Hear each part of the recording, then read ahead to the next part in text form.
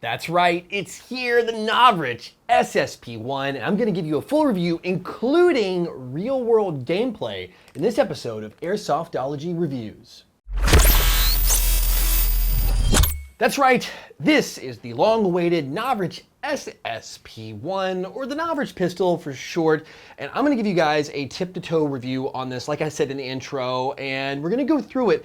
I do want to give you some information too, because I had a chance to use this. I wanted to go out and use this, really use it, before I just did a quick video. I know I'm not the first video up, but sometimes it's not best to be first. It's best to really give it a test. But let's dive on into the externals first, talk about how this thing's built, and a few surprises there as well.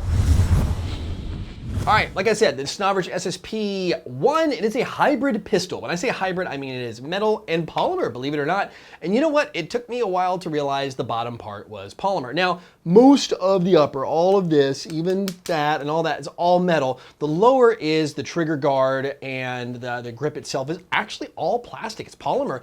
It really kind of surprised me. I was like, wait a minute, that's a molded, and that's got a mold seam. Hey, this bottom's plastic. We'll kind of talk about that in a second, because I want to, it kind of does have a small downside about this pistol for those of you who love to tweak and change things, but also I don't think the Novritsch pistol was designed to be tweaked or changed like a normal high kappa. But anyway, on the outside, we're gonna talk about this. On the end, I do have a thread adapter. This is extra. This is an accessory you're gonna add on, and normally it's flush. I added it on there. I've got it on there so tight, and I Loctited it. It's kind of tough to get off for the review. I use this little guy, the Ace Tech lighter tracer unit, actually really good tracer unit. In fact, Novritsch sells these. I didn't get it from him. I've had this one long before that. It's my go-to, but I wanted to add this thread adapter on that he does sell for this pistol events. Anyway, so metal outer barrel, metal slide, metal mostly upper half of the lower frame. So on the slide itself, it's got these serrations here in the front and the back, would let you rack from the front comfortably or the back comfortably as well. I like that. Also locking this back, you've got the Novritsch twisted barrel. It's that fluted twisted, just like he did on the SSG-24 sniper rifle of his.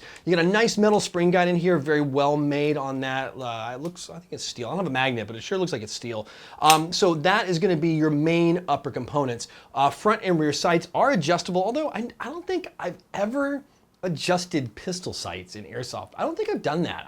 Have you guys done that? I'm curious. Anyway, on that white dots on this, you got like a pair of white dots here in the back, a single in the front, so it kind of lets you just get your basic target acquisition on there. I'm sure if you guys want to swap them out, you can. I didn't have any trouble hitting my targets with these when I was playing. The white dots are perfectly fine, but again, if you want to swap it out, they seem pretty standard to me on this. Metal hammer on here, it's kind of got the little light hole cut through in it. The metal it's actually really well made, surprisingly well made on this. Hammer is reinforced steel. Looks like a lot of the internal components that are going to be striking, which we'll talk about that in a later, are also reinforced. Moving on to the controls, we have the actual slide release. It's on the left-hand side here, so it's set up for righties. Really no ambi on high kappa pistols. This is kind of what you get, but it's the very low profile, and it's also extended, which means you can get to it even if you have normal size hands, like here. So if we lock it back, I can easily reach it. You don't have to kind of do that weird manipulating, like twisting your wrist to get to it. I like that. Heads up on that though, because of its design, if you want to take the slide off, it takes a little more careful nature because it comes out farther to get this pin, which is also the slide release here, out. So if you guys are working on that and working on, just be a little more cautious with it. But there is an ambidextrous safety here in the back, and it does do a really good job clicking into. I love clicky. I don't like sloppy, and it's really clicky. So I liked what they've done there. Kind of a nice grip. It feels a little fatter, a little thicker on the grip safety itself. Big old dovetail, so there's no way you're gonna have the hammer bite on your hand as well. Rounding out the controls, nice big kind of, I guess standard size, but easy to reach, you know, normal place. For the magazine release, you can press it. What I do like is the magazine just falls clear. You don't have to kind of shake it or whatever. It just drops right out when you press the button. That's nice as well. And of course, like I said, on the lower part here, polymer frame on that with a metal trigger here. And the trigger is adjustable. It's got the little Allen screw in there. So if you want to kind of adjust the slack or the take up in the trigger, you can do that. That's pretty standard on most of the higher end or the nicer high kappas out there. On the lower, we do have a serial number here. We got the Novritsch SSP1 logo on the other side. This is blank, so very little trade, stamped made in Taiwan there. We'll get to who makes this here later. I know he's probably gonna be mad at me when I tell this, but I'm gonna do it anyway. He went with a lower polymer frame on this lower whole polymer grip assembly. It's comfortable, it's thin feeling because it's all one piece. You don't have to mold up these grips. I like that, it gives it just a little more trim feeling. That's what I don't like about high kappas. They're pretty fat feeling in your hand. They feel wide. This one doesn't feel as wide as the other high kappas I have in my storage room right over here, my storage closet. I do like that. It feels a little closer to a normal size pistol. It's got a nice texture to it. It's got like a grit and then a waffle pattern as well. So you see the waffle pattern, but if you look closely, there's kind of a grit feeling. It's nice. There's this checkered here in the back. Everything continues around front. Like I said, I didn't know the lower part was plastic at first. The only downside is you can't change the grips now. Like you've got the screws, you have to change the whole lower. You can't change the grips because that's not a normal lower full frame pistol. That's the only downside on this thing. So if you guys are into doing the grip changes, you're not gonna be able to do it with this one. Sorry, a little bad news there. And rounding out everything, we got this nice big rail section. Let me find it right over here off camera. Play with my Surefire light. If you notice, it just locks, like sits perfectly flush. I'll try to get it there where we got some white background. Perfectly flush. And if you guys want to know if I did play, I don't know if you guys can see it, the focus there, it's all shattered. I took a nice whopper of a hit and broke the glass. But hey, that's what's got to happen when you do these reviews. Light on there doesn't, of course, it's such kind of a heavier pistol because it is, all metal and everything. It didn't add too much extra weight. It didn't have any trouble. I don't mind a little heavier pistol anyway, but it held very well on there. No scuffs or scratches too. I want to talk about the finish here as well. The finish is this matte, really matte look to it, and I like it. I like it a lot. It looks like an expensive pistol. When you get this thing, it looks like you've spent, it looks like it's worth it. It really does. It doesn't look cheap. It doesn't look painted. This is really well done. I like it. And the only markings on the barrel says 45 ACP kind of stamped right there. I like the subtlety of it. I like the all black look, and I love the finish on this. I can't talk about how good the finish is. And I said, I played all day. I was rough with this thing, smacking against walls, whatever. And right now, from like a full day of play, there's just some little minor, like just wear marks, not even a scratch that gets through it. I tell you, just looking at this, I think this finish is really gonna hold up for a long time. We got the magazine, 33 rounds, big old, 33 all in on this. It is definitely extra rounds. I found myself thinking I was out and I check, I'm like, oh man, I got like 8 rounds left in here. I'm so used to using pistols with a lower round count. It's really nice to have it. Shots are pretty consistent too from first to last. You're gonna get that first high kick of FPS. We're gonna get to that in the Chrono section and some surprises in the Chrono too I wanna kind of tell you guys about.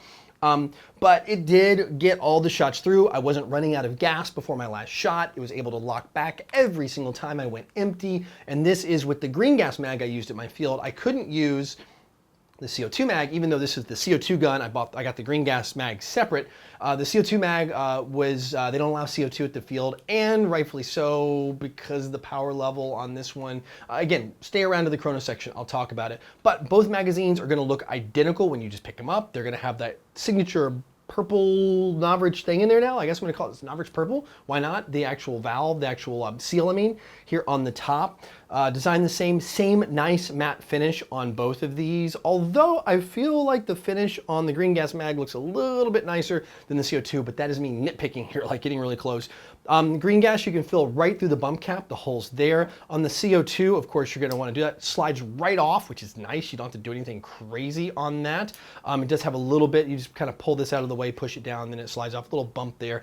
And then you just make the changes. You got like the big fat 3mm Allen hex key, or you can use like a coin because it's really nice and fat. CO2 goes inside, crank it down. In fact, when I cranked it, it didn't even make a hissing sound at all, which was kind of nice. No gas leaking at all from the factory. Aside from that, pretty standard on the magazines. By the way, on magazine compatibility, I want to tell you guys, I used WE mags, I used AW Customs mags. I have both of those in my possession, and we have WE.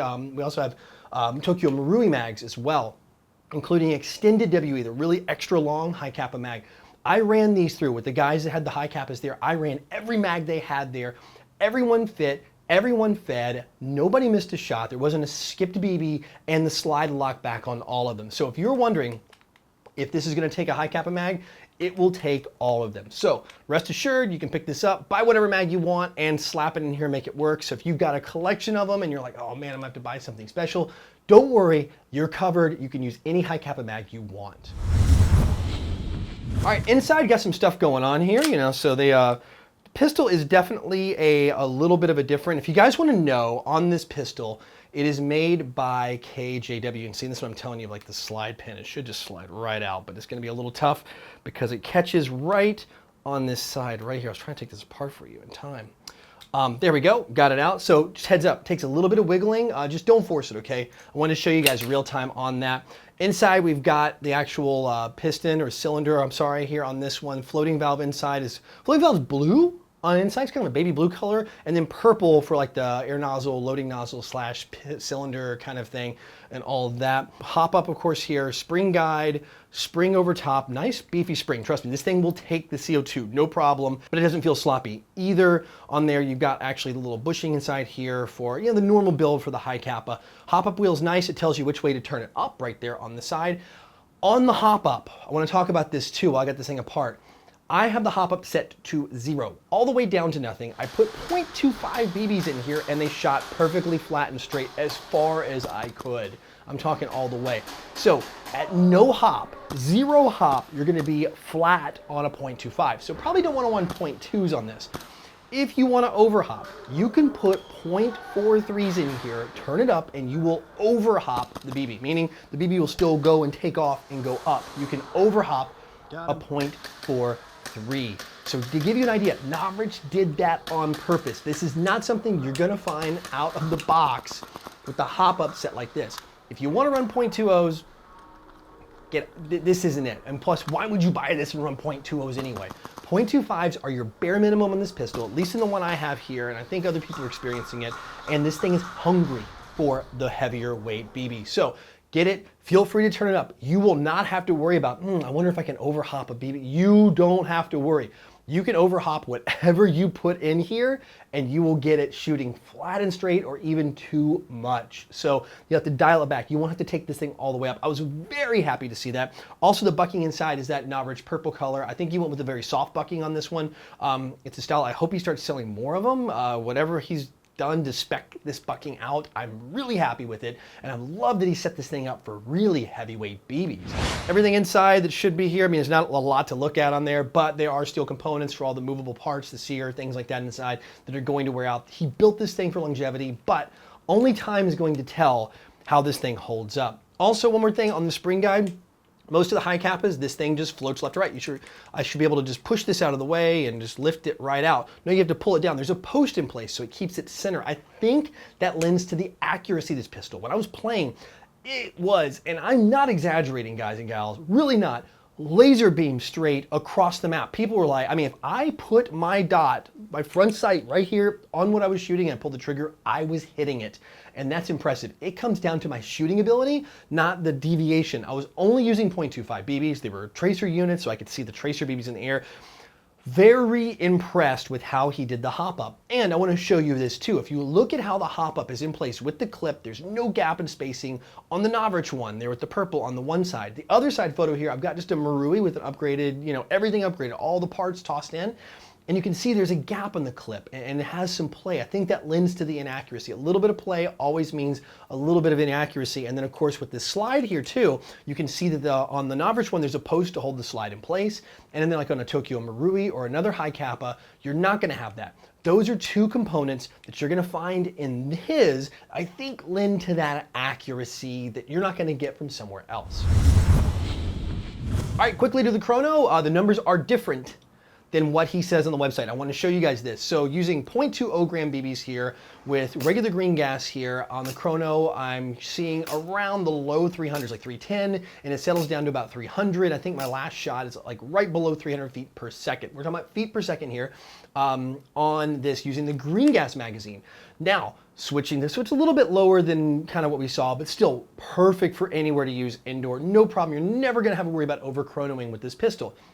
Moving to the CO2 mag, it is higher than what he states on the website, at least with the CO2 I have and I put in here. The first shot was up in the 370s and it finally settled down to the high 350s, so pretty much 360 feet per second. It is above the numbers he said. I think he says like 350 on his website. So keep in mind, if you're expecting that when you pick it up with the CO2, your first shots are going to be higher. You might want to get some of those drained off before you use it and be mindful. And when you change it, change out, get a first of those few shots to get the power level back down. It may or may not be usable where you are, at least in the one I have, how it's set up, using what I did. I'm seeing higher numbers with the CO2 magazine. So just heads up, it is gonna be higher than what he says on his website. At least, like I said, in my test right here with this one on my hand. All right, so that's it. You saw some gameplay. I used this all day. I put it in other people's hands. They used it. The consensus is, honestly, and it's not just me, again, I'm saying what I said with the SSG-24 when I reviewed it. I was very skeptical going into it, and I'm very surprised and pleasantly surprised with the results coming out of it. He says this pistol is built just for longevity. Don't mess with it, leave it alone. I feel like it is a great pistol out of the box. The range is insane. I wish I could show you a test here in the range. I can shoot, I'm not lying, and you guys wanna see Chris at Ballahak, Swamp Sniper, he did this and he saw the same thing I did. I was shooting across the map, indoor, flat, the whole way. I mean, game starts and I'm getting shots off. Some guys with GBBRs or GBB submachine guns weren't even getting that flat of a shot across the map. Whistle blows and I'm pegging the back wall. Guys are like, man, like in their spawn, right? The tracer babies are flying past them. People are going, that's crazy, and it really is. And Chris saw 100 yards of shooting, and he was getting it like out of like 3 shots. He's like 2 out of 3 or something. I believe that. I believe that. I've got 100 yards out here. I was hitting a pretty large target. I could hear its metal thing. You can hear it make the sound at 100 out myself. So I wouldn't say to 100 meters, probably about 85 meters, something like that. But at 100 yards, I'm seeing the same results with this pistol. So the one Chris got was not a fluke. I think that we're all seeing a pistol that is pretty much, I mean, I hate to say it, a sniper rifle in the hand. I mean, obviously it's not a sniper rifle, but even at the power levels we're looking at with the green gas magazine, extreme accuracy and extreme range. And I want to tell you it isn't true, but it is.